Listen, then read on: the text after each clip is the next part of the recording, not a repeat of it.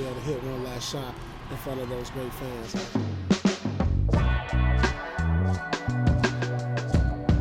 Please welcome the truth,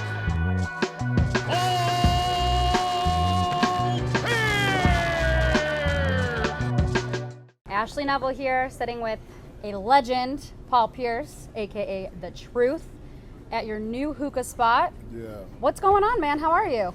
I'm good. I'm just enjoying retired life, going into some of my other new ventures off the court, and this is one of them. I opened up a nice lounge right here in Hollywood called The Truth Hollywood, and so this is just one of my many ventures.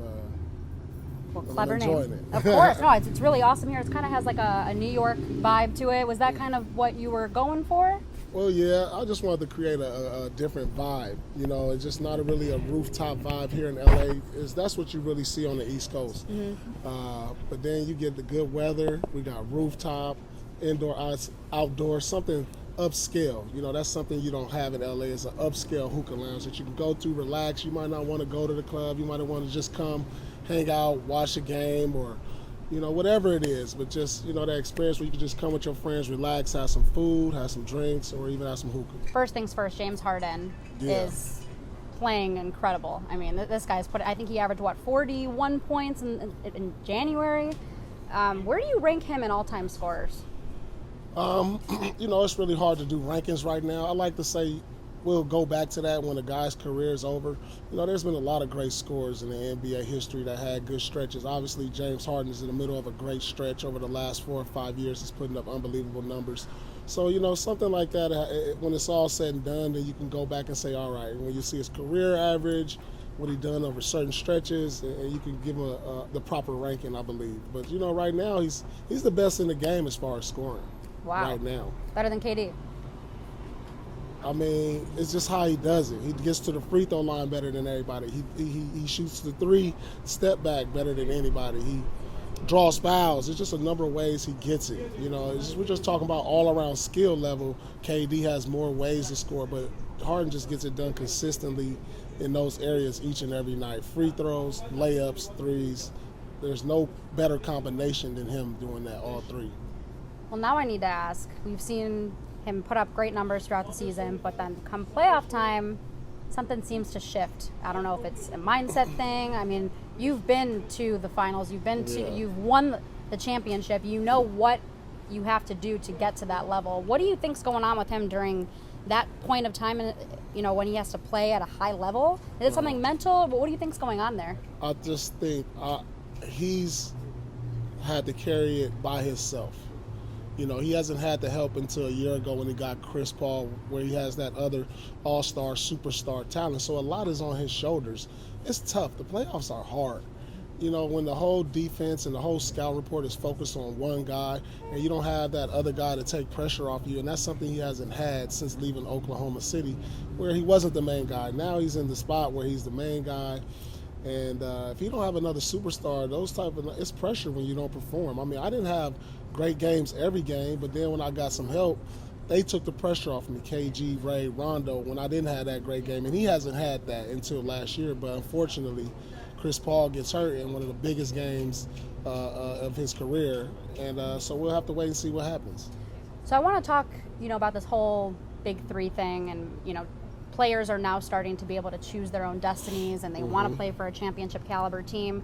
And the Celtics were kind of that first team that really did a good job at trading for the right pieces, drafting the right pieces to really bring you guys together to win a championship. Are you enjoying now seeing players take control of their own destiny and building it for themselves? Absolutely. I mean, it's a players' league. Players, they really control what goes on. They control the narrative. They're doing that better.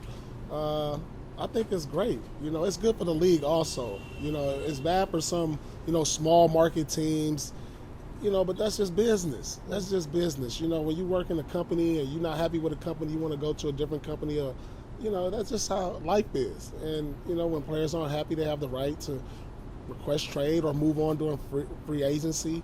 And all the movement we had this year was awesome for the league. When, LeBron to the Lakers, seeing Oladipo come from Oklahoma City a couple of years and emerge in Indiana. it's just all the movement is great. Seeing Paul George in OKC, Kawhi Leonard to Toronto, DeMar DeRozan to San Antonio. I think it's great. It's built up the competition, especially in the Western Conference. It's not going to be as easy as it was before for the Golden State Warriors, even though they got better in getting DeMarcus Cousins. And, just when you didn't think they can get any better, they do. Anthony Davis, his agent, requested a trade, so to speak. He doesn't want to re-sign with the Pelicans. Do you think he would be a good fit with the Lakers and LeBron James? And do you think that this deal is going to go down this year? I think it'll be a great fit. Are they championship contenders? Absolutely, especially when you pair LeBron up with another superstar. Are they better than the Warriors with just him? I don't think so. It's gonna depend on how much assets they have to give up and who they're bringing in. I think he's a better fit with Kyrie on the Celtics. I just think as far as timeline, he's right on line as far as age with Kyrie and some of the other young stars, barring they don't have to give up too many of them, but they still have a lot of pieces left, even if they want to make a big trade for Anthony Davis. And I just think being in the Eastern Conference will be the smart thing to do, because the West is tough, and there's no guarantee you'll get out of the East or the West, but you got a better chance in the Eastern Conference with a combination of Anthony Davis and Kyrie Irving. Chris Hymes had a report yesterday where he said that LeBron would play second fiddle to Anthony Davis. Do you think that's true? No, come on. We're talking LeBron James. He still has it, even at this age. Maybe in a couple years if they were to team up and play like 3 years together, but LeBron James is a generational talent. He's a great athlete. He doesn't show any signs of slowing down, and I don't see him playing second fiddle to no one. I would agree with that. Shaq also went on the record and said that he doesn't know why we only put guards in the GOAT conversation. Do you think that there is someone, who do you think's your GOAT, number one? And number two, if it's not a guard, what big man would you put as the greatest of all time? That's easy. I would say if I had to put a big man, that would be Kareem Abdul-Jabbar. He's all-time leader in points. He got 6 championships, 6 MVPs, a number of records, played so many seasons.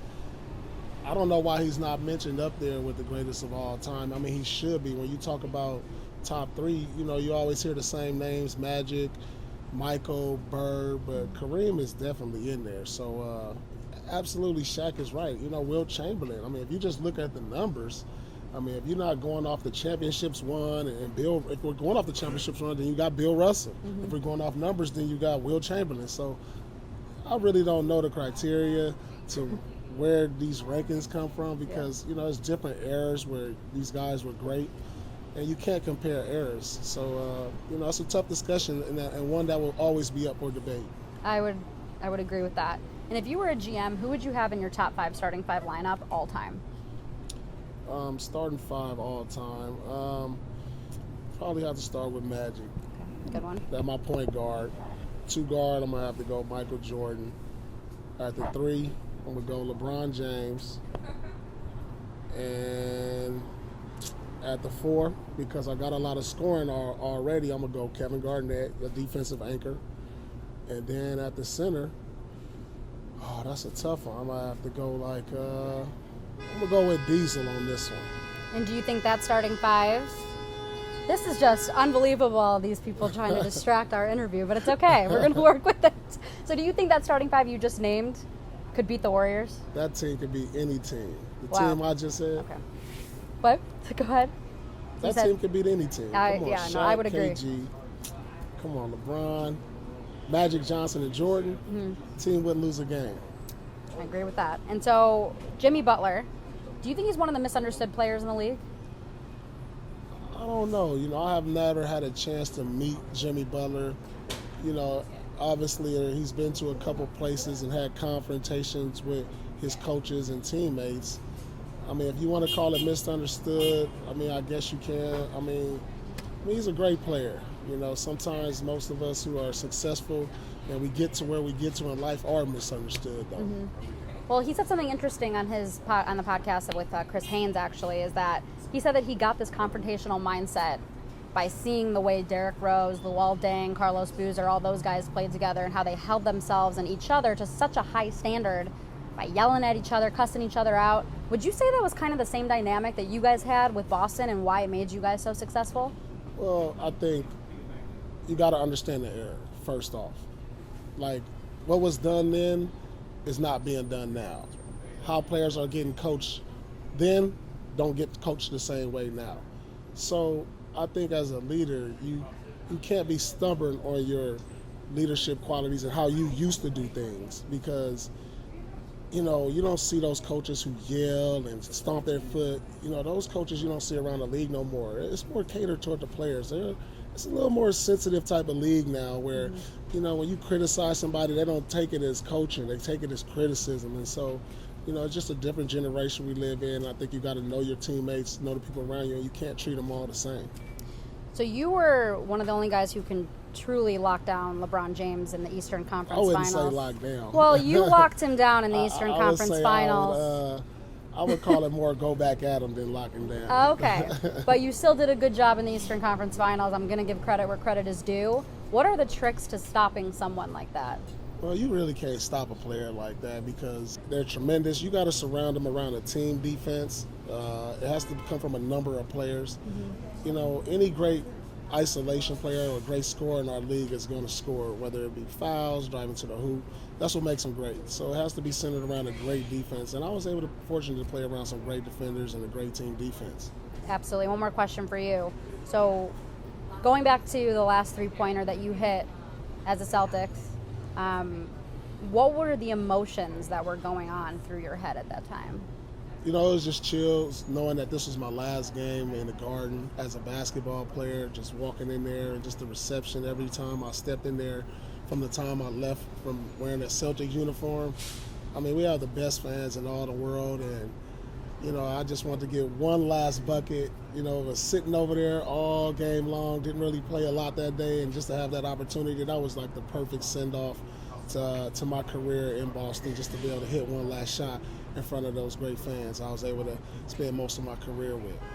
Well, thank you so much for your time. I enjoy everything you're doing off the court, from your analyst side of things on ESPN, you and Michelle Beadle going at it, and all your business ventures now. So it's really incredible what you've been able to do off the court as well. So thank you. You should check out the spot. You know what I'm saying? Definitely. I'm gonna smoke some hookah with you, drink some wine, and have a good day.